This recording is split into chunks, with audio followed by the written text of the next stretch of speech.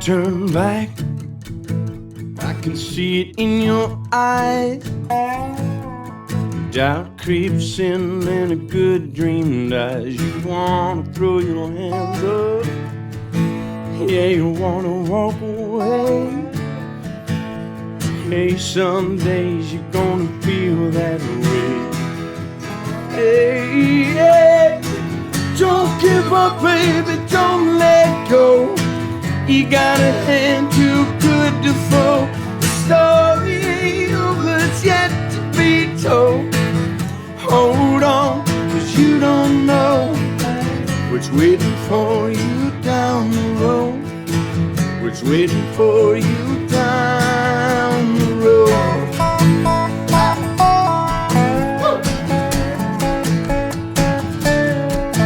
It's hard to hold your head up when your hopes are gone.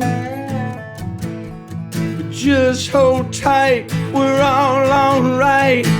It's just the dark right before the dawn. Hey, don't give up, baby, don't let go. You got a hand too good to fall. The story ain't over, it's yet to be told. Hold on, 'cause you don't know what's waiting for you down the road. What's waiting for you down the road.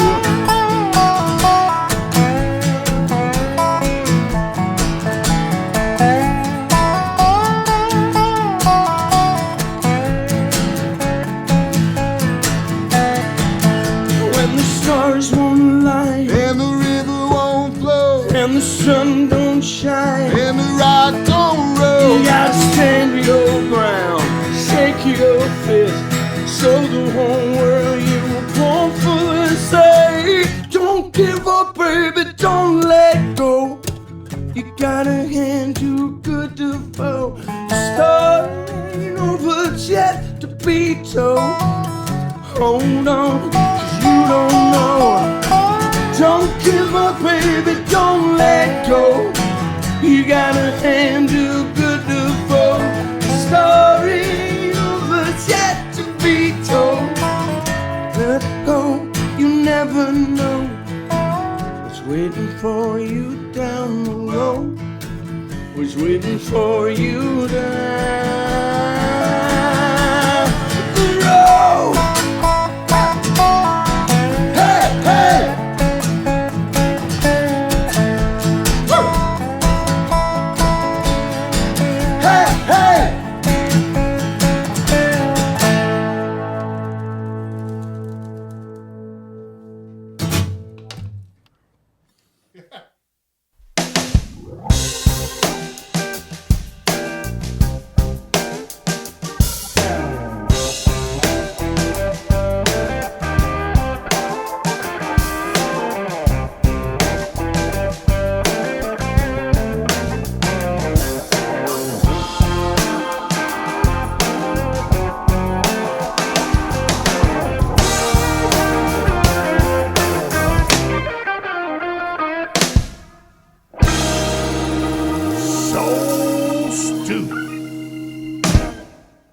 I'm Dylan Altman. This is another episode of my cooking show, Soul Stew, where we make simple, delicious food, share some laughter, and listen to some great music. Today, my guest is this man, Charles ESTEN, a wonderful actor from such shows as Nashville, Outer Banks, and Whose Line Is It Anyway?, and also a talented singer-songwriter whose new album, Love Ain't Pretty, just came out this past year. Today, I'll be making a fresh tomato sauce with cherry tomatoes, basil, garlic, and some cheese. Then Chip and I will sit down and have a conversation about food and music, and then we'll play a couple songs together. It's going to be great. Let's do it! All right, this is a simple pasta dish with a fresh tomato sauce. I've got some cherry tomatoes, I got some garlic and onion, and I got lots of basil and some olive oil. So we're going to start off and put the olive oil in the pan. So I got like half of an onion in here and about 6 or 7 cloves of garlic. It's over medium-high heat. You want to stir it. You want to keep it stirring because we don't want our garlic to burn. That would be bitter. We would not be. I would be bitter if they were bitter. So what you do is you get it to a point where you start seeing them turning what they call translucent. All right, next we're adding the tomatoes. So I cut in half like 3 pints of cherry tomatoes here. Now what you do when you do that, you salt them immediately. By salting them, not only are you seasoning them, but you're also, it's going to make them release their juices. Add a little bit of black pepper. All right, so as you can see, they're breaking down more. And what you want to start doing is you just start squeezing some. You don't have to do it with all of them, but you start breaking it down, releases more juices. It's going to be really delicious. This is one of my favorite tomato sauces I make. And you can even make them in the winter time if you have those hothouse tomatoes. But this time of year, when these are in abundance, these tomatoes, they're really good. As you can see, we're close here. It is really broken down nicely. I'm going to add the basil. Fresh basil. Stir it around. And the pasta is just about ready. We want it al dente because we're going to finish it up in the sauce. Okay, so what we do now, as you can see, you toss it. It's almost like tossing a salad. I'm going to add a little bit of pasta water. And then just toss it some more. We're almost ready. Now you want to put in the good Parmesan Reggiano, fresh as can be. Use a good olive oil to finish on top. Drizzle some olive oil in there. Good one is the Spanish olive oil. And to make it look pretty, some leaves right there. Basil leaves. And there it is. Fresh tomato pasta with cherry tomatoes, garlic, lots of basil, and lots of cheese. From my friend Charles Chip ESTEN.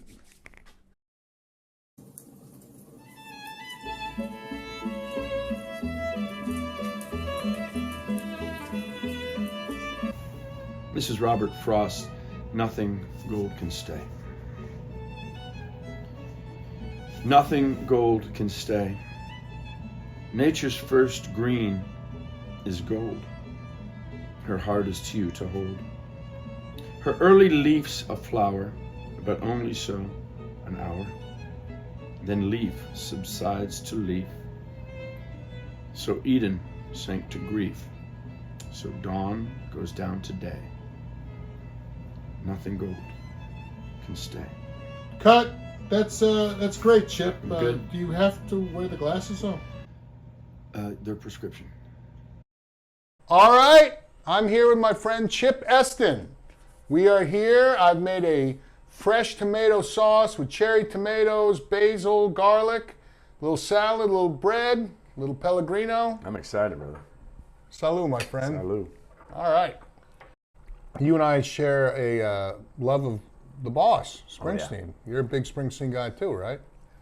Absolutely. I look back and I mean, it's no real surprise. He was on every wall for a while and on all those early records. I didn't have an older brother or somebody to show me all the best music. So when I was You're younger, a sister, right? What's that? A sister? You have a sister? A sister, 2 years younger. But it had a lot to do with what was on the radio and just those one-hit wonders and those great songs. It wasn't until the Beatles that a friend of mine showed me some Beatles records, but then another friend showed me like Darkness on the Edge of Town. And It's my favorite Bruce album. oh, yeah, right? Yeah. That's the one that hooked me for sure. Yeah. Even just that picture, that snapshot Yeah. was just different. But then Born to Run sort of changed everything to me. Like, even as an actor, I remember seeing Rocky. And what was different about Rocky to me was Rocky was the first movie to me where I really thought about the fact that somebody made it. Yeah. Sylvester Stallone, it was so in the news that he had written it and worked hard to say, no, I'm not going to just sell it to you. I want to star in it. And Yeah. so because of that backstory, I really knew that somebody, and it blew my mind that here I am in a movie theater, it's just lights flickering on a screen that leave me wanting to go run 5 miles and drink raw eggs and take Yeah. on the champ. So, so that was that moment with music. I think the parallel moment, that was that moment with acting. The parallel moment with music would have been Born to Run, where I see all these lyrics inside, I hear all these different instruments, I hear all these arrangements, it felt like a movie to me. It's very cinematic. Oh God, yeah. Now we're gonna have a meeting across the river. Yeah. And now we're gonna go to Jungle Land. Yeah. So Born to Run, Thunder Road. yeah, you got Back Streets. You got your piano right there. So I used to sit there and like Jungle Land would come on, and I didn't have any piano music, and you sure as heck couldn't go on the internet because they hadn't thought of that yet. But I remember just playing a little bit of it, and I'd have to stop, walk about that far, go reset the needle, go back, play it again, stop, reset. So that was. I remember. And he still means a lot to me in so many other ways. Not just his whole catalog, which is amazing, but even more recently when he went along his own to Broadway and just stand. I never got to see that. Did you see that? I did. Yeah. How great was that? Sing those songs and tell those stories. First of all, it was incredibly great. I realized it moved me so much that he had played like 3 or 4 songs, and I realized that I hadn't even applauded yet. Everybody else had applauded for every song, and I was still like, this is happening, and there's certain, so I was blown away by that, but I was also inspired by the concept that if you have good songs, you can just, I knew that from Nashville, that you can do a writer's round or something like that. Yeah. But even the concept of just going on the road with your song and your guitar and a piano and playing your music, I'm doing that way more than I used to now. And yeah, you're doing some that. inspiration there. So Love Ain't Pretty, your new album that came out in the past year, and we wrote a song on there with Eric. We did, yeah. We're going to do that today, but you wrote with a lot of wonderful writers, and Marshall, my best friend Marshall, produced it. Yeah. So my question with you is about, so between the acting and the music, which one came first? Like, what were you playing music first, or were you, because you found your success first in the acting, but it really seems now, I mean, it really does seem like music's become, I'm not going to say it's your main thing, but it's become certainly one of your biggest passions. Oh, yeah. The music relationship is deeper, stronger bonds, longer, by far. I didn't really act until, I guess I was in college. I did one play in college, and the reason I could only do one play in college was because every weekend my band and I were at different colleges. We were traveling all over doing the band thing, and that was my passion. I majored in economics, but if I'm honest, I majored in that band. Yeah. And that was my education. So you were the front man of that band? Mm-hmm. And wrote songs for it. Right on, man. Played a little guitar, not a lot of guitar. I've gotten, my guitar learning curve once I came to Nashville was pretty steep. Yeah. There's nothing that'll help you learn how to play something than knowing you're playing it on TV in 7 days. That's right. So my buddy Colin Linden is an Colin. amazing artist, an amazing player, amazing songwriter, and he was the voice of Deacon's guitar. When you heard Deacon singing, that's me. When you heard Deacon playing, oh, okay, that's Colin. But they could have just left it at that, but they didn't. Then Colin would come to me and he would show me how to get these sausages somewhere near those notes and help me learn it. And then on the day, he would be sitting over by the video screens, by the director and everybody, and cinematographer, and he would just be watching the screen, watching my fingers, and he would go to the script coordinator, he would go, that was a really good take, use that take, except for this moment right here. Yeah. They cared that much That's about great. it all. So anyway, think about that. That really was huge for me. Yeah. And just being in this town and stealing a little bit. I mean, watching you play guitar, just every time you get humbled 1,000 times. There's so many great. But It's phenomenal. Yours is so great. It's so natural. Thank you, man. And it's so great in the middle of a song to feel a bigger, better glimpse of what the song could be when that solo comes on, as opposed to we just all strum through it. Yeah. But when you hear a little yes, yes, yes, yeah, it's awesome. One thing we do here on Soul Stew, we like to. I like to do this little kind of, it's like a parlor game where you think of like, it's your last meal on earth. And if it's your last, it's a thing that chefs have always done with each other. Because I don't know if you knew, my little brother was a chef. He was kind of one of the impetus for this show. He passed away 20 years ago, and he was a wonderful chef, Olivier. And every time I cook, I feel connected to him. Oh, man. And he loved music, too. We kind of lived vicariously through one another. Like at one point, before he died, he loved music almost more than I did, and I loved the cooking. You know, like I was learning from him, and he was learning music and stuff from me. So like you going back, like me getting back to the music from all the acting. Yeah. you're getting back to the cooking from all the music. Yeah, it's something like, the thing about this show, like what did I make today? Simple stuff. It's never going to be fussy food. That's not really what I do, but I do it very well. The guy's he's almost cleaned his plate, ladies and gentlemen. Does anybody ate as much and as often as me? Like usually they stop like you and they talk like a normal human. They I'm just done like, pretty well. well, I started acting when I was So, I want to say real quick, when I was thinking of coming to do this, getting ready to do this, I think food and music are so related. Maybe you guys just find connections and things, but that word connection is it. Food is connection. Yeah, absolutely. To break bread with somebody is no small thing. Yeah. And to share your table and to go into a kitchen and create something that you are going to offer to others that is going to nourish them and bring them these feelings.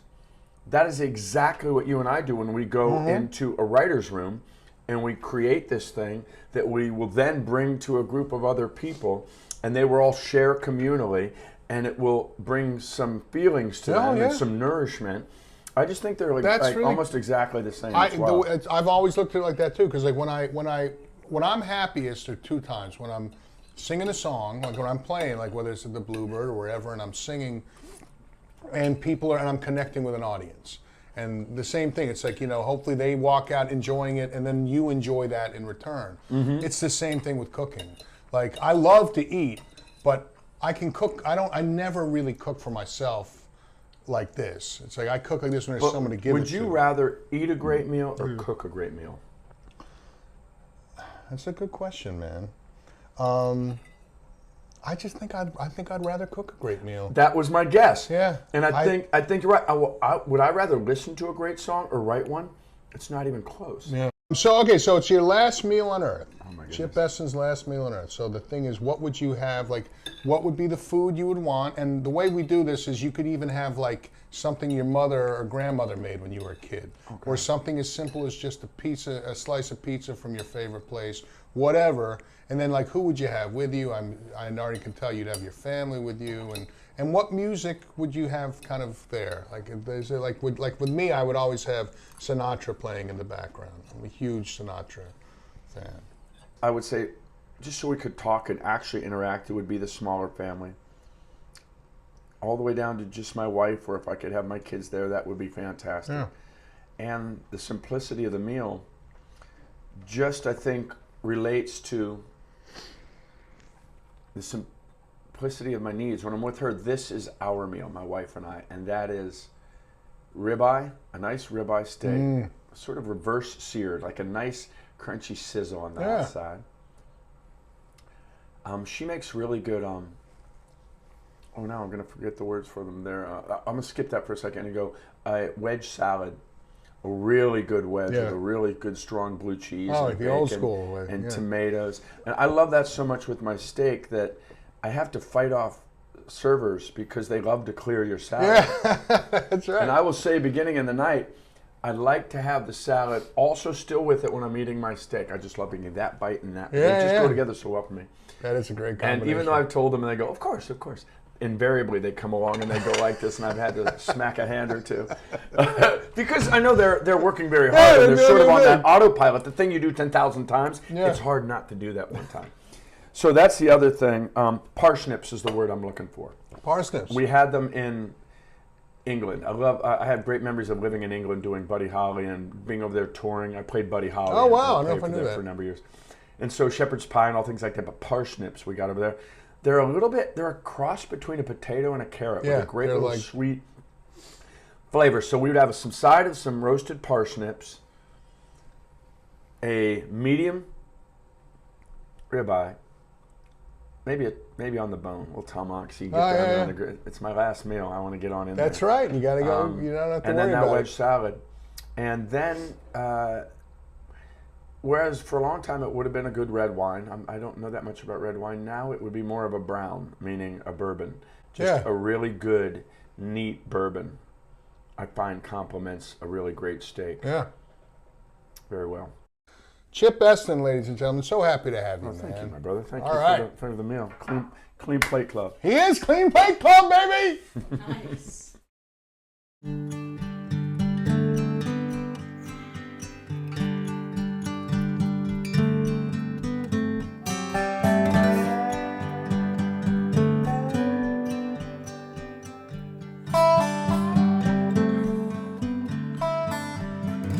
get up in the evening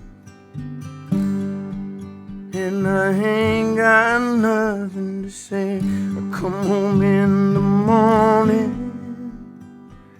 I go to bed feeling the same way. I ain't nothing but tired, and I'm just tired and bored with myself. Hey there, baby,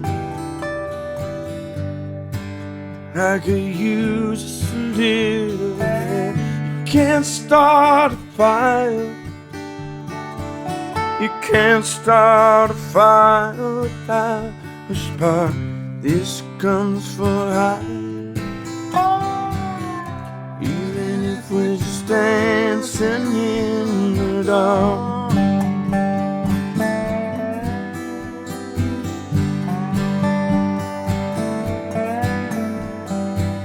The message keeps getting clearer, the radio's on and I'm moving around the place. I check my look in the mirror, I wanna change my clothes, my hair, my face. Man, I ain't getting nowhere, I'm just living in a dump like this. There's something happening somewhere, baby, I just know that there is. You can't start a fire, can't start a fire without a spark. This gun's for hire, even if we're just dancing in the dark.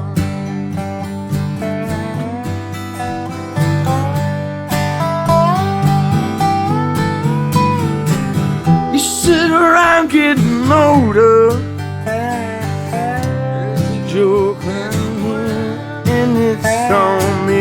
You shake your sweat off your shoulder, come on baby, the laugh's on me.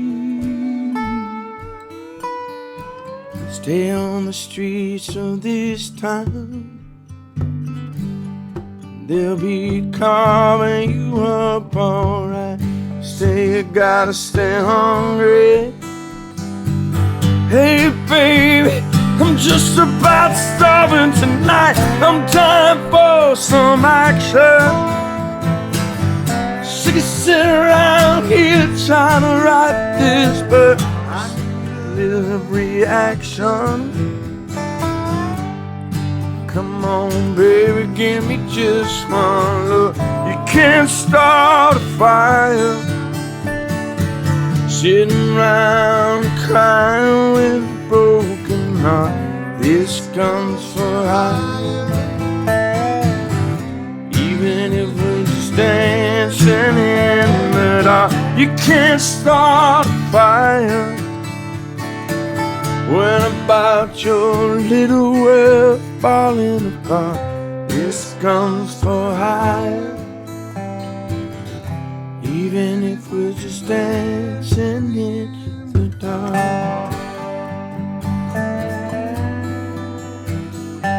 Even if we're just dancing in the dark. Even if we're just dancing in the dark. Hey baby,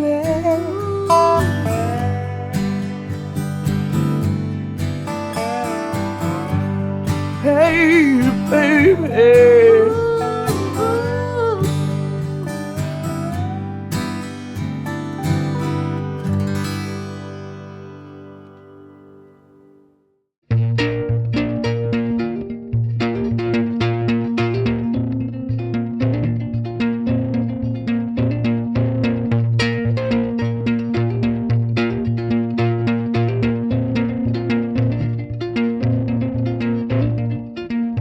Every time I go back home, brush the leaves off of the stone.